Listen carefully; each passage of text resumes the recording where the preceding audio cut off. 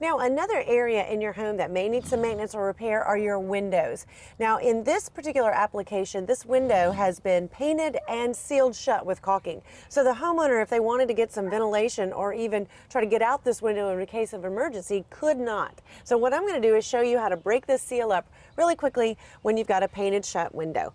Now, the first thing I did is I went in on the inside and I took my utility knife and I scored all the way around the sash where it meets the frame to break up all that paint and that caulking. Then what I did is I took my putty knife and I wedged that down in there as well, just to make sure that I broke it all up. Then I came outside and I did basically the exact same thing with my utility knife and also with my putty knife, and I had to use a hammer a couple of times to get that putty knife all the way in there. Now what I'm ready to do is take my pry bar and I'm going to just very gently try to pry this up. Now I may have to use my hammer just to kind of knock it in there. But when you're prying up a window, you just want to go really slowly. Look at all that glazing and stuff just popping off.